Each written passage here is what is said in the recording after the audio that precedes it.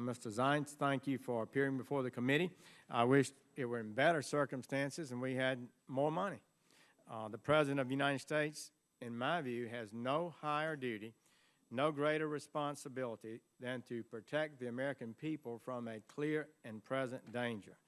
Every expert, every witness has testified before this committee. They've said that we are on an unsustainable financial course that can lead to a major deficit, a financial crisis. Those appearing before our committee have often called for a minimum of $4 trillion in 10-year deficit reduction. Many of us, including Chairman Conrad, would like to achieve savings beyond that figure. Really, what we are trying to do and should do is lay out a plan to balance this budget over a period of years. 10 years would be a good goal, in my opinion.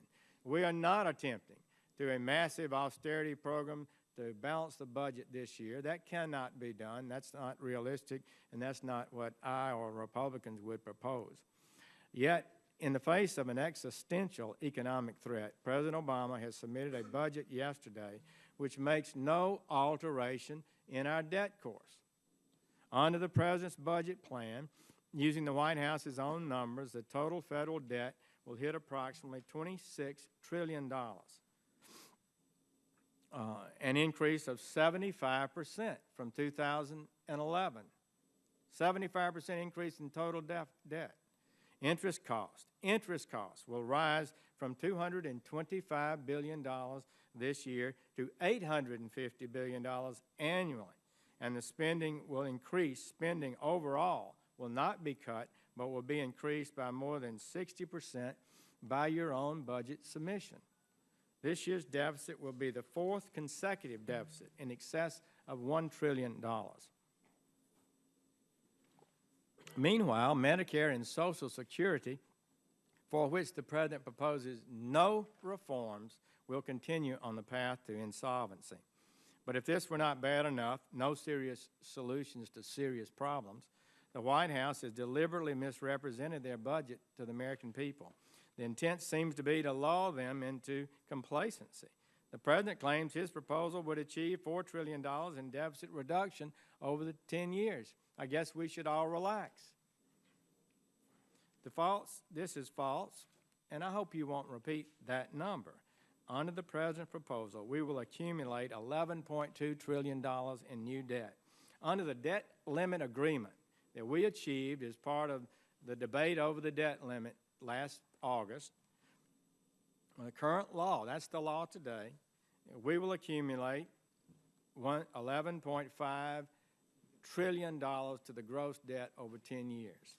At most, there is a $300 billion of deficit reduction in the President's budget to $11.2 trillion, despite an almost $2 trillion in job-killing tax increases. So I'd like to put to rest the argument that your predecessor, Mr. Jack Lew, now the White House Chief of Staff, made about avoiding short-term cuts in favor of long-term savings. So that's the mantra, and the chairman mentioned it. But there are no spending cuts, short or long, in this budget. Mr. Lew, now the President's Chief of Staff, made another false claim this weekend saying that the Democratic Senate is not doing a budget for the third straight year because it requires 60 Senate votes. The law's clear. It only takes 51 votes to pass a budget. If the Republicans are given the honor by the American people to lead this chamber next year, we will pass a budget, and it will be an honest budget, and it will change the debt course of America. By contrast, the President sadly uses accounting tricks to conceal his budget's true cost. For instance, the White House repeals $1.2 trillion in the Budget Control Act cuts we made just last summer. He doesn't count that as new spending, repealing the cuts we agreed to in law. They rightly, your budget rightly stops the planned cuts to Medicare providers, the doctor cuts, but without any money to pay for it. The budget takes credit for discretionary caps, spending limits that are already in law, not part of this budget, and the budget pretends that war spending will continue at higher levels so that long-planned reductions in borrowing magically produce free money that can be spent somewhere else. The war costs were not paid for by a dedicated stream of money. It was paid for by borrowed money. There's no money there to harvest. So, Mr. Zients, I hope that we can have a candid discussion today. I hope we can move past election year rhetoric, convenient sound bites, and talking points. The American people have a right to expect honesty, transparency, and accountability from the elected people. They deserve a budget that takes them off the unsustainable debt course Washington spenders have put them on. Your budget does not do so. I look forward to the discussion today, and perhaps we can reach some agreements, even in this election year, that would at least modestly alter the course we're on. Thank you, Mr. Chairman.